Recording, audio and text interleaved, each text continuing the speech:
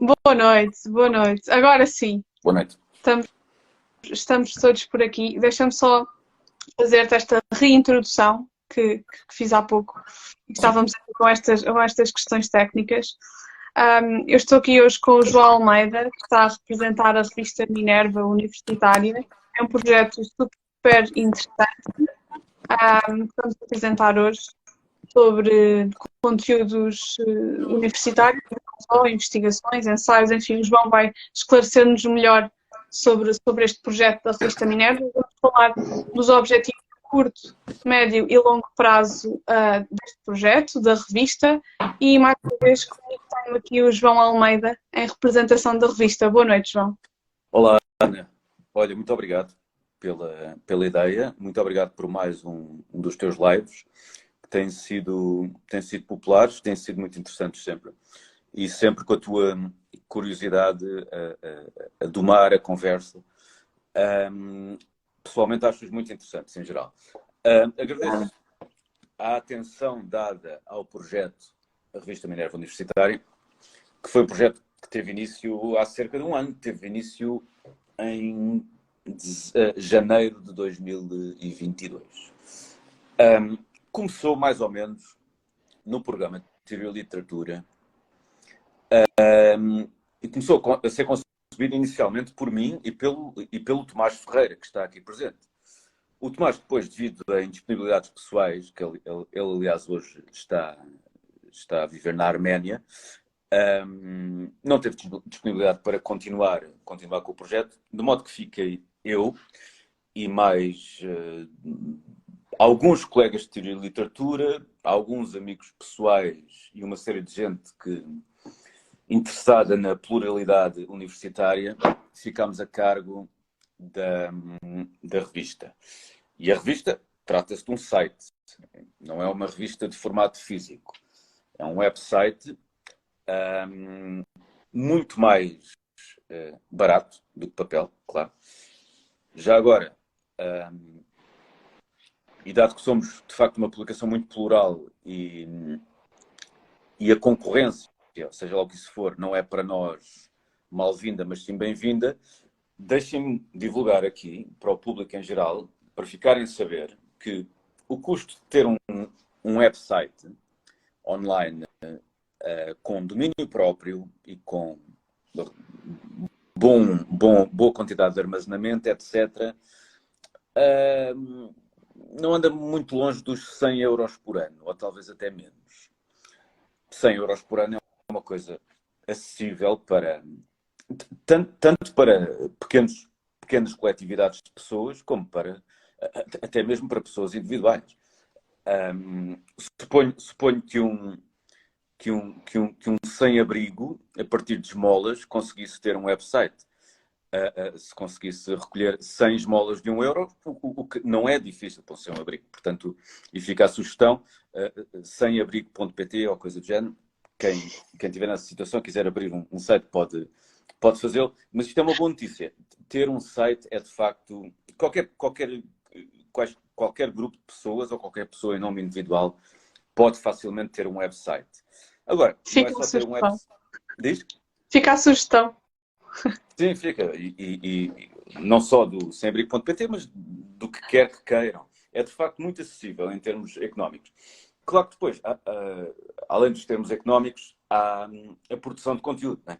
E isso é que, sem produção de conteúdo, não há website, não há revista, não há nada. Para isso, felizmente, temos contado até agora com muitas submissões. Mas deixa-me explicar, em primeiro lugar, e principalmente para os teus ouvintes, porque os nossos, porque conforme estávamos a falar há pouco, temos com certeza espectadores, tanto do lado da tua conta de Instagram como do nosso. Os nossos seguidores provavelmente já sabem de que é que se trata o projeto, mas para os teus, deixa-me então tentar resumir. Trata-se de uma publicação online dedicada à publicação de ensaios de âmbito universitário orientados para a leitura por um público em geral. Ou seja, não é uma revista científica universitária. É uma publicação destinada a ser lida por um público em geral. Já existem publicações deste género no estrangeiro e particularmente no universo anglo-saxónico, que eu conheço, que nós conhecemos e que muita gente conhece. Em Portugal, nem por isso. Não é que fizesse falta ou não fizesse falta, mas de facto era uma coisa que não existia propriamente neste formato preciso. A publicação de ensaios de âmbito académico destinados a um público em geral é uma área que, como eu disse, em Portugal estava por explorar e que é proveitosa por duas razões. Primeiro, permite construir uma ponte entre os dois mundos, o mundo da academia e o mundo o mundo civil, digamos assim. E também porque permite que muitas pessoas, estudantes universitários, possam aproveitar o material que produzem nos seus... em relação aos tópicos que estão a estudar, e que muitas vezes fica perdido. Isto, se calhar, esta descrição, se calhar, aplica-se mais à área das humanidades em geral. E por humanidades, eu quero, se calhar, estou simplesmente a querer dizer não ciências exatas, porque nas ciências exatas, pelo que eu sei, frequentemente as propostas avaliativas não consistem em pedir para escreverem um ensaio sobre física, sobre química. Não, trata-se de coisas mais práticas, possivelmente. Mas nas humanidades, e incluindo as ciências sociais, quer os alunos de licenciatura, quer os alunos de mestrado, e obviamente já de doutoramento ainda mais, têm produções de conteúdos durante os seus ciclos de estudo, quer na licenciatura, no mestrado, etc., que se baseiam em ensaios que entregam aos respectivos professores para serem avaliados. Esses ensaios não têm que ser excepcionalmente bons, nem deploravelmente maus. São ensaios normais. E não é que sejam coisas, não é que sejam necessariamente coisas de enorme interesse. Mas são coisas mas está aí, pelo menos, uma área de produção literária, porque aquilo acaba por ser literatura, ou seja, coisas que as pessoas leem, que cai no esquecimento. Ou seja, semanalmente ou diariamente, milhares de estudantes universitários elaboram pequenos conteúdos de formato ensaístico ou coisa parecida, que entregam aos seus professores e que os professores devolvem com a nota e tal, e com alguns apontamentos. Mas pronto, portanto, no fundo estás a valorizar de outra forma, de uma forma diferente, aquilo que seria meramente um trabalho académico. Estás a dar outra vertente, não é? Outra exposição a esse trabalho. Sim. Primeiro porque muitos desses trabalhos podem ter uma vertente técnica mais inacessível ao público em geral, mas nós fazemos todo o possível e somos bem-sucedidos em convertê-los para uma inteligibilidade pelo público em geral. Nós pegamos nesse material e sabemos transformar aquilo num artigo legível por um público em geral, por um leigo na área em que está. E, de facto, é uma coisa que faz todo sentido fazer. E que não tem que ser propriamente muito boa, nem tem que ser necessariamente muito má.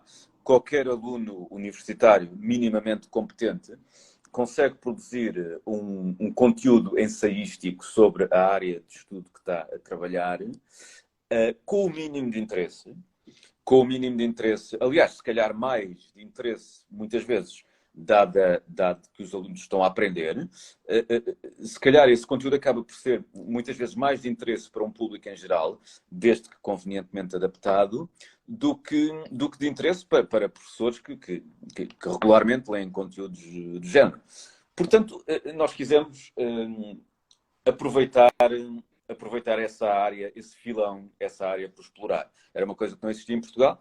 Existe mais ou menos sob várias formas noutros países, particularmente no universo anglo-saxónico, e tem tido um excelente resultado.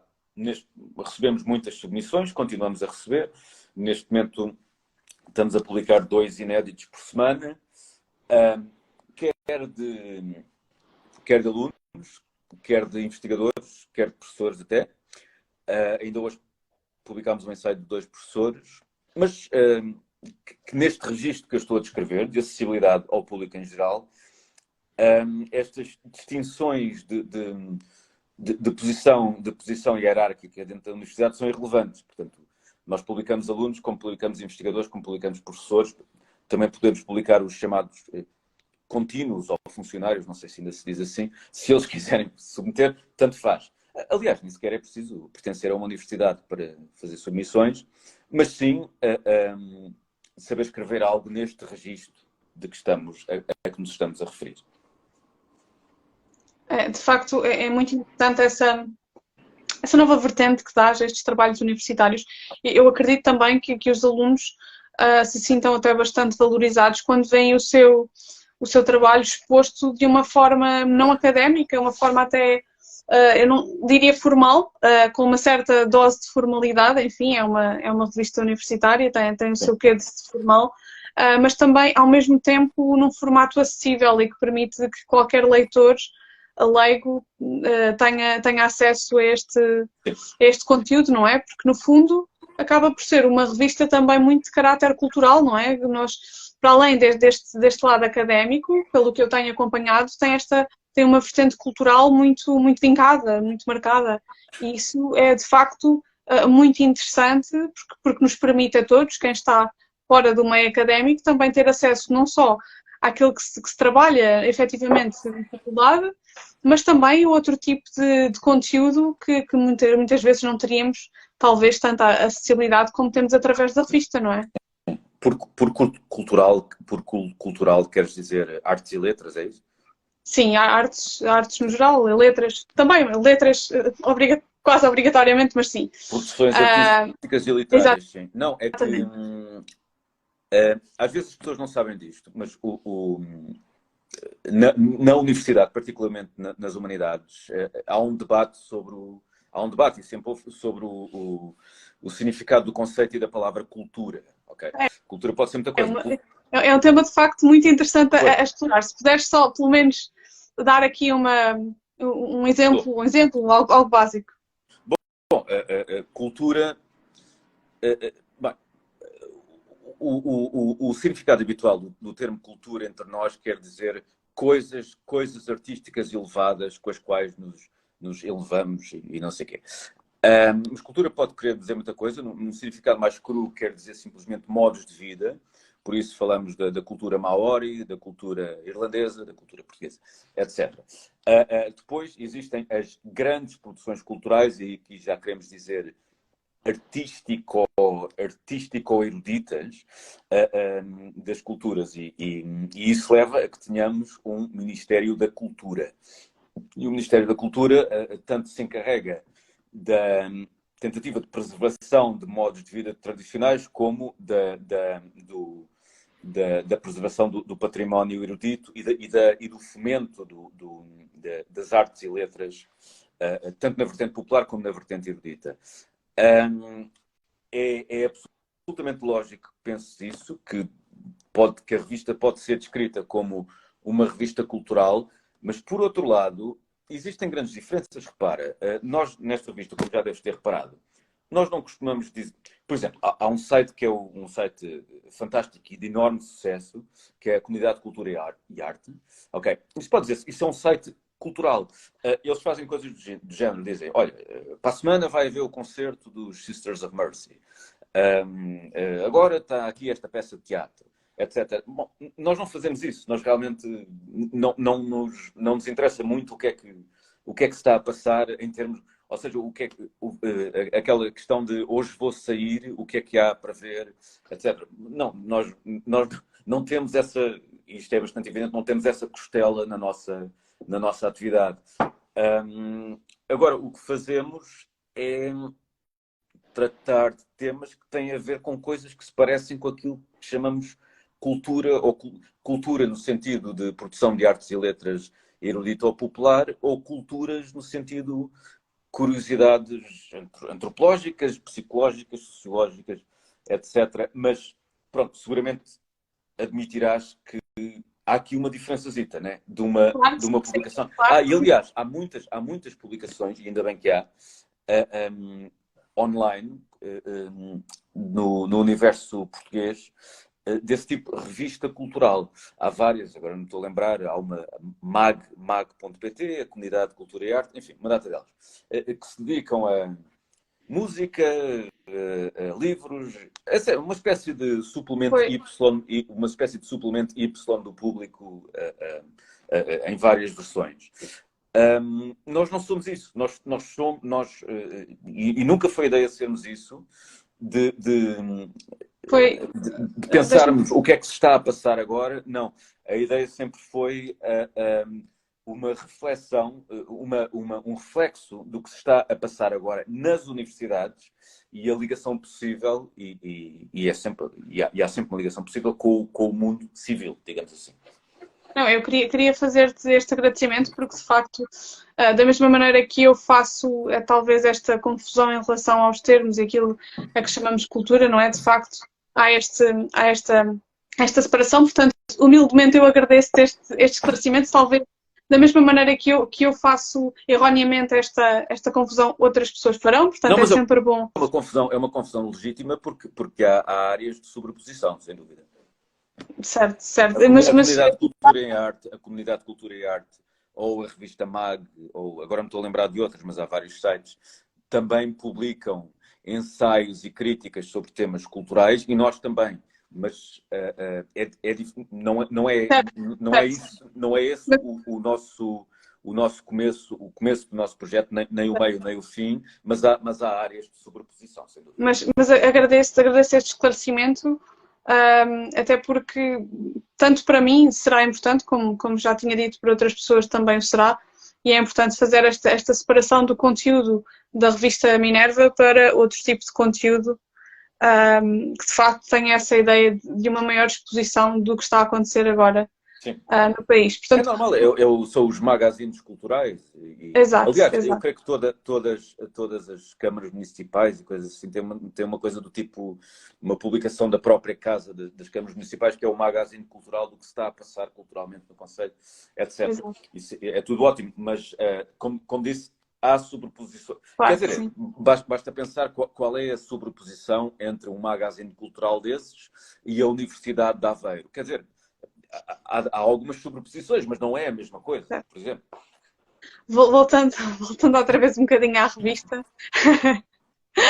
Voltando um bocadinho aqui à revista. Já ganhei outra cor, é verdade. Voltando aqui um bocadinho à revista, ao tema da revista, falando um bocadinho também do que é o conteúdo da própria revista, que já tinhas abordado, mas se quiseres falar um bocadinho mais sobre isso, e depois lá está, do que tínhamos falado muito do início da revista, como é que começou, quem faz parte, quem pode fazer parte, quem não pode, enfim.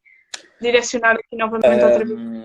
Primeiro, nós começámos como eu disse, com um pequeno círculo de pessoas eu posso dizer que o nexo central, os hábitos, os procedimentos académicos e a ética central da revista nasceu no programa de Teoria da Literatura da Faculdade de Letras da Universidade de Lisboa, fundado pelos professores Miguel Tamen e António Feijó, ainda ambos, quer dizer, o professor Feijó reformou-se o ano passado, mas continua ligado. E o programa de Teoria da Literatura é um programa, uma unidade, uma espécie de departamento que leciona pós-graduações, mestrados e doutoramentos, e que basicamente é um programa genérico em humanidades. No programa de Teoria da Literatura temos muito gosto em parte ainda sou aluno, embora tenho um doutoramento interrompido por razões pessoais, mas ainda estou ligado ao programa e vou lá muitas vezes. Mas temos orgulho lá em ler um filósofo como Descartes, em ler um autor da psicologia como Freud, por exemplo, ou ler um romancista como Marcel Proust com os mesmos óculos. nós não trocamos de óculos, nós não trocamos de modo de pensar, de modo de proceder, a ler qualquer uma destas criaturas, destes autores. E isso é um bom exemplo para a ideia de que é uma ideia muito próxima do espírito universitário inicial, que é a ideia a ideia da não especialização, é a ideia de pensar as coisas. E não é preciso... Ou seja, na universidade, eu sei que para o público em geral, se calhar isto hoje em dia parece um bocado estranho, mas as universidades inicialmente seguramente não se dedicavam a formar engenheiros civis para fazerem pontes, a formarem psicólogos para irem fazer consultas de psicologia e a informar pessoas de filosofia e literatura para irem dar aulas de português e de filosofia, basicamente. Não, as universidades destinavam-se a uma formação muito transversal e muito plural, em que era possível ter acesso a muitos pedaços de saber e a pensar sobre os mesmos, sob a mesma lupa. Este projeto, de facto, acabou por ter um bocado de reflexo também naquelas que foram as iniciativas do professor Dr. Miguel Tamen e António Feijó, na criação na Universidade de Lisboa de uma coisa que se chama o curso de Estudos Gerais. O curso de Estudos Gerais, para quem não sabe, permite a pessoas fazerem cadeiras de Física, de Literatura e de Sociologia, por exemplo, tudo no mesmo curso, com alguma estrutura, mas muita liberdade para os alunos, e também a criação do curso da Faculdade de Letras de Artes e Humanidades, que é um curso que bom, eu quando tirei o meu curso da Faculdade de Letras não tive essa oportunidade, mas é um excelente curso, o de Artes e Humanidades, em que também há uma grande liberdade de escolha de cadeiras correspondentes aos teus interesses. Ou seja, a obrigatoriedade curricular é limitada e há muita liberdade para o aluno. A partir dessas linhas que eu estou aqui a descrever, nasceu este projeto também, com o seu caráter universalista e plural. E se for qualquer pessoa que vá ao nosso site, encontra lá uma miríade de temas abordados. E nós temos particularmente muito gosto em receber ensaios sobre áreas das chamadas ciências exatas. Ok? Ensaios legíveis pelo público em geral. E ensaios que também, das ciências exatas, mas que também contenham alguma reflexão, algum debruçar filosófico sobre certas coisas das ciências exatas. Mas que não deixam de ter a sua dimensão técnica, mas que, como a técnica é a técnica, nós tentamos sempre pegar na técnica e pôr em nota de rodapé e deixar no corpo do texto aquilo que é legível pelo público em geral. Por exemplo, um dos ensaios mais lidos que tivemos o ano passado foi sobre a recepção sobre a figura de António Oliveira Salazar numa rede social, acho que era o Twitter. Isto foi um estudo de uma socióloga ou antropóloga ou coisa do género, e foi um estudo técnico. Ela fez estatísticas sobre isto. E quando se exerce um trabalho destes técnico, há sempre uma descrição da metodologia usada. Que, por exemplo, neste caso, no ensaio, estava embutida no próprio corpo do texto. Mas nós pegámos nisso e dissemos, não, isto vai para o fim do texto, porque isto não interessa, isto não é relevante para o público em geral. O público em geral quer ler uma coisa fluida, não quer saber... A metodologia é importante, mas é uma tecnicidade e fica melhor no fim, como nota, e não como... E lá está aí a diferença de escrever para um professor ou de escrever para um público em geral. O projeto, de qualquer modo, nasceu assim, muito no programa de Teoria e Literatura, com 4 ou 5 pessoas de lá, já não me lembro ao certo quantas pessoas é que são de lá, mas de facto o núcleo da equipa tem bastantes pessoas do programa de Teoria e Literatura e não temos problema nenhum com isso, porque é uma honra. Agora, na direção, só estou eu. uma amiga que passa a vida no estrangeiro, mas que é Ana Sérgio mas que também colabora QB, e o Ricardo Fortunato, que está no Porto, grande parte do tempo também, e que também é de Humanidades. E nesse núcleo vamos articulando as decisões, que não são muitas, que em geral é deixar fluir e ver o que acontece e tudo mais. Desculpa, estavas a dizer? Não, estava aqui a ouvir-te deliciada, porque de facto gosto muito da forma como explicas tudo isto em relação à revista. Acabaste de falar agora da fundação, da revista, como é que ela apareceu aqui ao público. E então, o que é que podes dizer? Importante uma coisa, desculpa interromper, não te esqueças o que vais dizer. A revista não tem afiliação formal nenhuma, a universidade nenhuma, nem precisa. Tal como seria absurdo perguntar a uma revista de motos e automóveis a que marcas é que estão filiadas. Não é preciso. Para uma revista universitária também não é preciso. E isto tanto vale para nós como para qualquer outra pessoa. Não é preciso estar oficialmente vinculado e afiliado a instituição nenhuma. Não é que isso esteja posto de parte por princípio, mas qualquer grupo de pessoas ligados à universidade, ou mesmo não ligados à universidade, pode fazer uma revista de âmbito universitário. Ok? Porque o conceito de universidade não é propriedade de ninguém. Não, é de facto muito interessante, porque nós esclarecemos esse ponto anteriormente, quando introduzimos a revista. De facto, não tem qualquer ligação a nenhuma faculdade ou universidade em específico. Portanto, se tivermos aqui estudantes universitários de qualquer faculdade nacional, de qualquer faculdade do nosso país, e que queiram colocar os seus ensaios, os seus trabalhos académicos na revista, sugiro que contactem a revista Minerva pelo e-mail, e o João também, na pessoa do João também. Íamos agora falar, João, dos objetivos da revista a médio e longo prazo, porque acredito que os objetivos a curto prazo, no fundo, já estejam praticamente realizados. Estão em pleno andamento e toda a gente está satisfeita com o projeto. É um projeto aliás, que praticamente se faz sozinho e se gera sozinho. Nós recebemos regularmente submissões deste tipo de conteúdos que eu descrevi. Tudo o que precisamos é de alguém entre nós que as reveja, que as adeque à leitura para um público em geral, que as ponha online. Portanto, isto é um projeto que praticamente se faz sozinho, e ainda bem. Perdão, há outro aspecto que eu me tinha esquecido de referir, que é...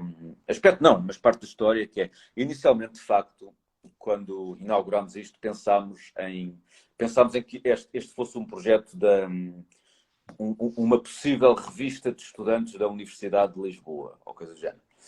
Ou seja, nós como somos da Universidade de Lisboa e ao mesmo tempo tínhamos esta vocação pluralista, ou seja, interesses nas outras faculdades que não são a Faculdade de Letras, pensámos, se calhar podemos ser a revista dos estudantes da Universidade de Lisboa. E inicialmente, de facto, inicialmente apresentámos-nos assim. Mas depois, a dado ponto, pensámos, mas porquê é que nós somos as revistas dos estudantes da Universidade de Lisboa? Porquê? Nós estamos a receber submissões do país todo, quer dizer, não vale a pena, nós somos uma revista de âmbito universitário, dedicada primeiramente ao universo universitário de Portugal, de Portugal, mas não hermeticamente fechada a isso, claro, e vimos que realmente essa era a pele mais natural para vestirmos. Não havia sentido em que fôssemos só a revista dos estudantes da Universidade de Lisboa. Portanto, pronto, inicialmente, durante pouco tempo, ainda pensámos que era essa a nossa configuração, mas depois foi aberta. Perguntaste-me sobre objetivos. Bom, os curto prazo, sim, estão em andamento. Mas esqueci-me de referir outras duas coisas. Além do objetivo que é cumprido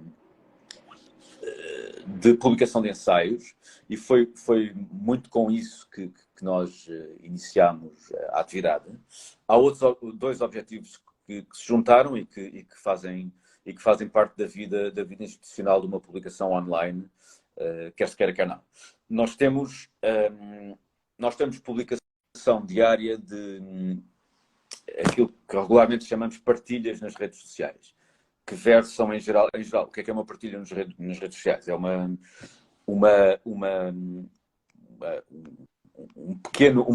a abordagem a um pequeno tópico, ou melhor, uma abordagem pequena a um tópico que cabe facilmente numa publicação do Instagram, do Facebook, do Twitter, e que se destina em geral a fazer pensar, a lembrar algo, a destacar algo, etc. Isso nós temos diariamente, praticamente.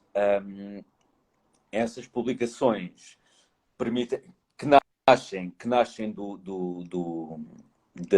seio da equipa, ou seja, qualquer pessoa pode propor dentro da equipa e fazemos-las e, em geral, às vezes obtêm-se reações, outras vezes são pontapés de saída para debate, para conversas que decorrem nas redes sociais, etc. E a terceira vertente do que fazemos é termos uma postura muito proativa nas redes sociais. Enquanto instituição, somos uma instituição de âmbito universitário. E qualquer universidade que se preze e qualquer corpo docente por exemplo, ou corpo de investigadores, ou corpo de alunos sérios que se preze de uma universidade, chegaria a qualquer rede social, às chamadas caixas de comentários, e também, aliás, caixas de comentários também encontramos nos órgãos de comunicação, como o Público, o Observador, etc. Temos lá esse... E nós sabemos mais ou menos o fenómeno problemático em termos de discurso público que esses veículos de verbalidade constituem. Ou seja, dizem-se muitas asneiras, muitas falsidades, muitos exageros, muitas coisas que nunca seriam ditas frente a frente e tudo mais. Por muito indigesto que seja, nós enquanto instituição, e temos várias pessoas várias, não muitas, mas que têm a liberdade de usar as contas das nossas redes sociais para chamar a atenção de quem quer que seja sobre quando estão a dizer, possivelmente, ou de certeza, uma monumental asneira ou uma coisa sem qualquer fundamento.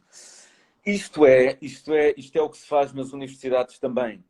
Porque se tu, numa universidade, chegares lá e disseres isto, por exemplo, uma generalidade parva como isto, o mundo está cada vez pior.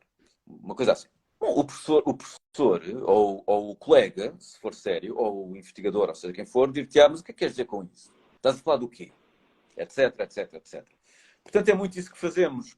Correções de facto e categoria, complexificação de debates, lançamentos de novos debates, etc.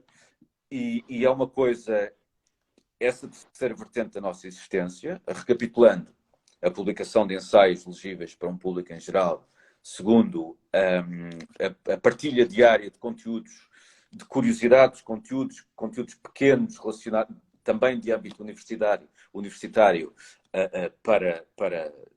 de interesse público também, de interesse para um público em geral.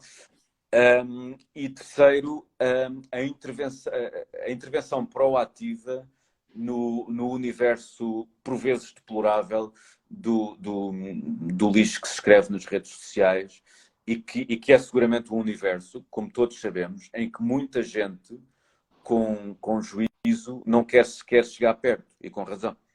Mas pronto, na nossa pequena medida fazemos o possível para erguer um bocado o debate a um nível de inteligibilidade, racionalidade e racionalidade. Pronto. Então essas três vertentes. Certo. Ao nível das submissões, sendo que vocês são recentes, têm um curto tempo de vida ainda, mas esperemos que seja longo e próspero, como se deseja este tipo de projetos. Ao nível das submissões, tem havido bastantes submissões? Sentes que a revista é cada vez mais um palco para os estudantes e depois também para outras pessoas, um palco no bom sentido, portanto, de exposição também destes trabalhos. Sentes que um crescer de projetos e de ideias dentro da revista? Sim, o crescimento é inegável, mas isso não tem necessariamente de impressionar. Quer dizer, aliás, crescer, por exemplo, a nível de redes sociais, visibilidade nas redes sociais, não é muito difícil. Aliás, uma influencer de moda consegue crescer imenso em pouco tempo. Uma revista cultural ou uma revista de nível de âmbito académico não consegue tanto. Eu não estou a dizer que isso está errado, estou a dizer que o crescimento não é propriamente a bitola principal com que possamos nos avaliar. Mas sim, o crescimento indubitavelmente tem sido constante. O público é cada vez mais. E o público, nós sabemos qual é o público, porque dá para medir as pessoas que leem o website e quanto tempo lá passam, etc. E os seguidores nas redes sociais e os likes, essas coisas todas. Portanto, isso é mensurável e tem sido crescendo, tem sido cada vez mais. Portanto, tudo isso é positivo. Agora, a partir daí há uma questão, é que sim, cada vez mais somos, com certeza, cada vez mais seremos de algum modo mais conhecidos e mais acarinhados por alguns e talvez mais odiados por poucos, por causa de algumas das vertentes que eu referi e das quais não abdicaremos. Mas aí, em termos de crescimento, há uma coisa que é importante salientar, que eu estava a pensar agora. É que, quer se queira, quer não se queira, nem toda a gente que vai para a universidade hoje quer propriamente ir para a universidade ou se interessa por esta ideia de universidade de que estamos a falar. Pessoas vão para a universidade porque, às vezes de forma bastante ao engano, acham que um curso superior será uma via mais profícua para um bom futuro profissional. E nós temos esse problema em Portugal desde há 50 anos, acho eu, porque há 50 anos existiu uma reformulação do chamado ensino técnico que creio eu, pelo que eu sei de história disto, não sei muito, mas esta é a ideia que tenho, que privilegiou o acesso ao chamado ensino superior, ou seja, à graduação em licenciatura, etc., e não tanto ao ensino técnico para o seguimento de uma profissão prática e imediata. Portanto, é absolutamente natural, e não por culpa das pessoas, que muita gente vá para a universidade porque quer tirar um curso e quer arranjar um emprego. Perfeitamente ok isso. Mas nós não, com todo o respeito, nós não temos nada a ver com a empregabilidade, com a especialização. Não, esse não é o nosso interesse. O nosso interesse é a ideia universitária de estudar e pensar as coisas sem compromisso nenhum, nem com saídas profissionais, nem com consequências de espécie alguma, etc. Portanto, o crescimento em relação ao qual me perguntaste, não é necessariamente um crescimento que abarque necessariamente todos os alunos de universidade em Portugal. Porque nem todos os alunos de universidade em Portugal têm esses interesses que eu estou aqui a descrever, nem têm que ter, nem ninguém os obriga a ter, nem eu estou a dizer que têm que tê-lo. Mas, pronto, nós temos interesse em receber submissões de pessoas que tenham curiosidade intelectual por pensar sobre as coisas sem compromisso com profissionalização ou com consequências de outro tipo, etc. Isto responde, em parte? Sim. Aliás, tu até referes que quando eu falei na questão de palco, seria precisamente isto, um palco saudável, de uma visibilidade, mas sem qualquer tipo de compromisso seja que o objetivo for no sentido profissionalizante, mas de facto... É importante, aliás, deixa-me salientar, que é muito importante, e mais uma vez estou aqui a dar voz a uma ideia de universidade, que é muito mais importante o descompromisso. É muito mais importante o descompromisso. Na nossa ideia de universidade, aliás, idealmente seria possível a uns tipos de sociologia ou de biologia fazerem um estudo que pretendesse provar como a sociologia não faz sentido nenhum ou como a biologia não faz sentido nenhum. Por exemplo, este tipo de estudos em que uma pessoa ataca a própria existência formal daquilo que está a fazer é o tipo de pensamento descomprometido que nós muito apreciamos. E é um tipo de pensamento que, obviamente, alguém que esteja virado para uma consequência prática, para uma saída profissional, para um resultado benéfico daquilo que está a fazer, da posição que está a ter, terá mais dificuldade em ter, não é? Claro que sim, claro que sim.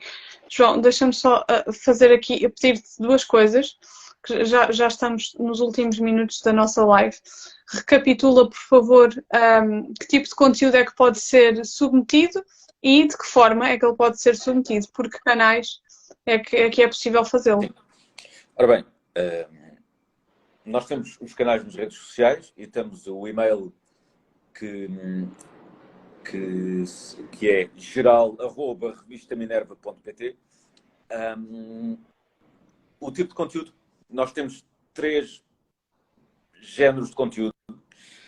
O ensaio, que significa basicamente um texto com alguma densidade de raciocínio, com alguma extensão e com um argumento, preferencialmente bem referenciado, minimamente. Depois temos a crónica. A crónica é diferente. A crónica pode ser uma página ou 2 páginas com o que quer que te passe pela cabeça, não incluindo relatos do que sonhaste hoje, ou não é disso que eu estou a falar, mas coisas minimamente racionalmente inteligíveis, já sem a exigência da referenciação e sem a exigência da extensão e até sem a exigência da densidade. E, por último, o formato muito conhecido e muito popular da crítica, também conhecida como recensão nos meios mais técnicos. A crítica de cinema, a crítica de livros, a crítica de qualquer obra, de qualquer coisa que achem relevante criticar. Também temos um apetite ocasional por artes visuais. Quem quiser submeter séries de fotografias, pinturas, filmes, qualquer coisa que seja no âmbito da arte visual, também temos algum espaço para isso. E há pouco um colaborador nosso estava-me aqui a chamar a atenção, a dizer: João, não te esqueças de dizer que dentro da revista temos pontos de vista muito diversos, opiniões muito diversas, e é verdade. Dentro da revista temos, creio que alguns marxistas, alguns conservadores, alguns estetas, ou seja, pessoas com apreço pela estética, ou com fidelidade à estética, algumas pessoas com apreço pela filosofia técnica, pela filosofia analítica, algumas pessoas de sociologia, portanto, pessoas das artes. Por acaso e com pena minha e nossa, não temos, creio eu, neste momento ninguém de ciências exatas, mas também queria começar por concluir por dizer que quem quiser colaborar connosco e tenha este projeto em boa consideração, é livre de falar connosco, porque nós respondemos sempre. Portanto, é através do e-mail, não é? A principal via de comunicação convosco. E estes são os conteúdos que podem ser publicados na revista, conforme, claro, a prévia avaliação dos mesmos e depois lá está, toda esta avaliação e o processo de saber se de facto se coaduna com a revista ou não. À partida, claro que sim, mas incentivamos aqui, e é importante referir isto novamente, que a revista está aberta para a submissão de todos estes trabalhos académicos a nível nacional. Portanto, não está de todo ligada a nenhuma faculdade, universidade em específico. Qualquer aluno universitário pode, então, submeter os seus trabalhos. É importante referir isto. Sim. O João já o referiu anteriormente. Portanto, quem esteja também aqui e que... Alunos não universitários também, não é obrigatório ser um... Exato, era isso que eu ia referir agora. Portanto, alunos não universitários, o João é uma pessoa de facto muito aberta a outras pessoas e a outras vertentes. Melhor dizendo que eu sou um exemplo disso, de facto, não pertenço ao meio académico e muito tenho partilhado com o João sobre outros temas que de facto acabam por ser interessantes. No fundo, sinto-me um pouco integrada, apesar de não pertencer a este meio. O João e o Tomás acolhem-me muito bem. Eu costumo dizer que são os meus padrinhos das humanidades. E, portanto... Sim, o que tu fazes, Ana, tem muito a ver com as humanidades e não é preciso ter-se uma inscrição. Aliás, como sabes, sem desmérito de ninguém, mas qualquer pessoa pode inscrever-se num curso, não é? Desde que tenha as médias devidas e não sei o quê, mas não é que seja uma coisa inacessível. Mas o que tu fazes nas tuas atividades intelectuais e sociais tem tudo a ver com o espírito das humanidades, com o espírito do interesse no conhecimento, etc. Portanto, não há qualquer diferença, Lá está, tanto como eu não faço parte do meio académico, outras pessoas não farão, mas terão possivelmente o mesmo anseio em escrever noutro tipo de plataformas e dar a conhecer também o seu trabalho a outro tipo de público, e a revista de facto é fundamental no exercício desta atividade, que é promover todo este trabalho académico e não só. Portanto, eu aconselho vivamente a quem tenha aliás, quem ainda não tenha pensado nesta hipótese, pensar seriamente no assunto, contactar o João através do e-mail da revista Minerva. João, podes só recapitular o e-mail, por favor, relembrar? O e-mail é geral@revistaminerva.pt. Exatamente, fica aqui o e-mail. Também, João, a revista Minerva está presente em todas as redes sociais, certo? Portanto, Facebook, Instagram, Twitter... LinkedIn, exato. E também não é bem uma... Bem, não é uma rede social. Estamos no Google Business, não é bem uma rede social, mas... sim, mas acho que são essas. Não estamos no Pinterest, porque não faria sentido. Não faria mesmo sentido nenhum. E acho que não estamos no TikTok porque ainda não nos lembrámos de nada de jeito para fazer. Já ensaiámos umas danças, mas não correu bem. Portanto, por enquanto são essas as redes, não é? Certo. E o site? Podes dar a indicação do site, por favor? Simples. revistaminerva.pt. Revistaminerva.pt, não há nada mais simples do que isto. Fica aqui a sugestão, contactem o João e a revista Minerva. Lá está, é um meio muito aberto a estas novos ensaios, novos trabalhos. O João é de facto uma pessoa que tem um espectro muito alargado em relação às opiniões e, entretanto, outros tipos de coisas. Portanto, tenho a certeza que vão ser muito bem recebidos no seio desta revista. Fica aqui a sugestão. Agradecer a todos os que estiveram connosco hoje a acompanhar esta conversa. Agradeço muito. O João também terá os seus agradecimentos a fazer. A quem, da minha parte, quem veio, eu agradeço muito, mas também da parte da revista. O João terá também alguma coisa a dizer. Deixa-me só recapitular uma coisa, não dei aqui nenhum espaço mas posso fazê-lo agora. Algum espaço para comentários ou alguma dúvida que possam colocar ao João relativamente à revista ou ao tipo de conteúdo que tenham curiosidade, por exemplo, se é submetível ou não. Portanto, se quiserem aproveitar estes minutos em que estamos aqui para deixar aqui alguma mensagem ao João, nem que sejam mensagens de incentivo, que também são muito boas e também gostamos, todos gostamos, mas de facto aproveitar para deixarem, se quiserem, alguma dúvida ao João.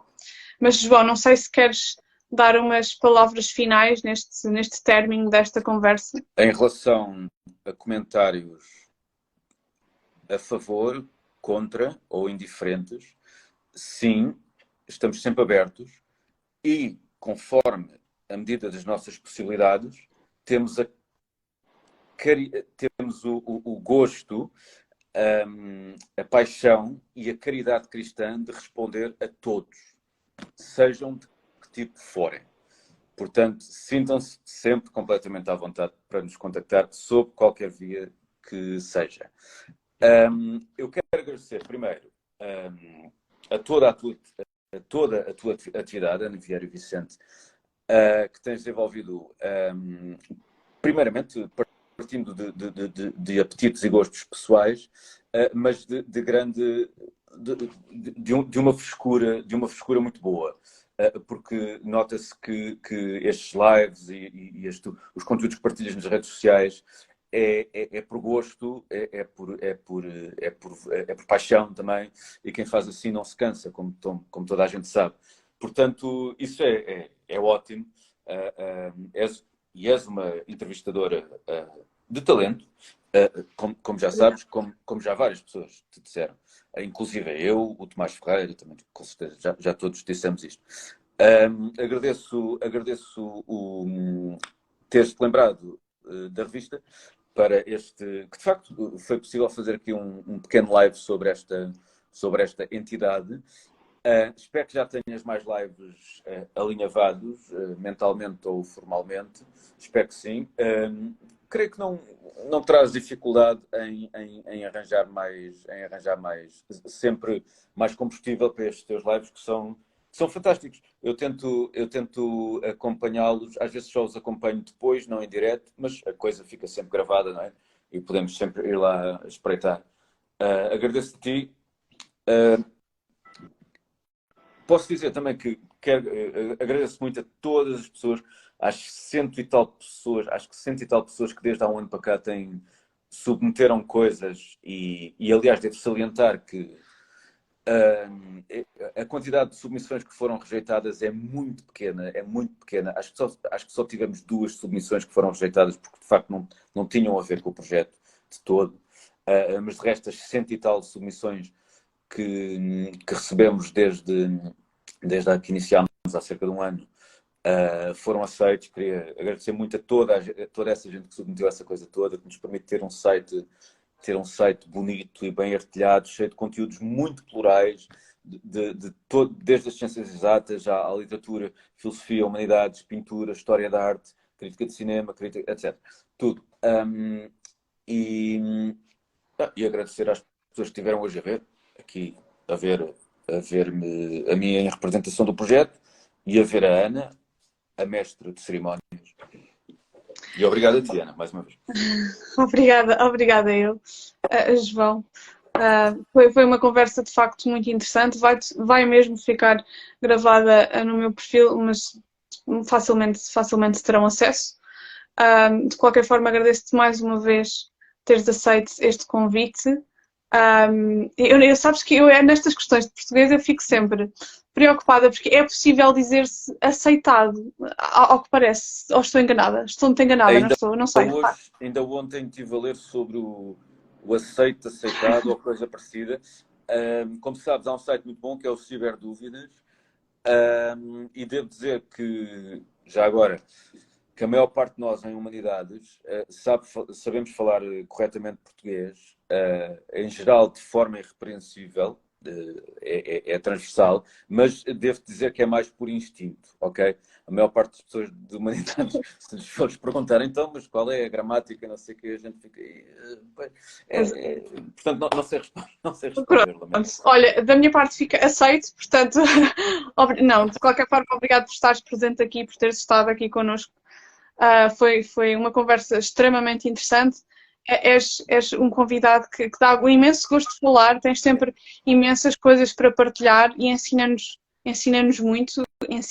muito, e a mim em particular, eu tenho sempre alguma coisa a aprender contigo. Às vezes dá uma ideia até que estamos numa aula informal, mas não deixa de ser muito interessante. Quando eu digo aula, é no bom sentido, João, é no bom sentido. Porque, lá está, eu acho que sempre todos muito a aprender uns com os outros. A partilha é fundamental e o conhecimento sem partilha não faz muito sentido. É isto que eu tento fazer e trazer pessoas como tu, que nos acrescentam sempre alguma coisa. E este projeto também. Portanto, para quem conseguiu ver esta live, nosso agradecimento, a nossa parte. Para quem não conseguiu ver, basta ir ao meu perfil e rever novamente esta conversa. Contactem o João para submissão de trabalhos académicos, e não só, o João depois também poderá esclarecer-vos melhor neste assunto. Não percam este projeto, é interessantíssimo. Tenho a certeza que ainda vamos ouvir falar muito mais dele do que ouvimos agora. Claro que já ouvimos bastante, pelo menos para quem está atento a esta área. Mais uma vez, agradecer às pessoas que aqui estão presentes. Não há nenhuma dúvida, por enquanto, nada a esclarecer. Não temos aqui, pelo menos da minha parte, não há aqui nada que possamos esclarecer de momento. Portanto, mais uma vez, muito obrigada a todos os que estiveram presentes e a ti, João, mais uma vez, por estares aqui esta noite comigo. Muito obrigada. Muito obrigado, Ana. Um grande beijinho para ti. Cumprimentos a todos. Até breve, como sempre. Até breve e obrigada a todos. Boa noite. Bye, bye. Boa noite. Beijinhos.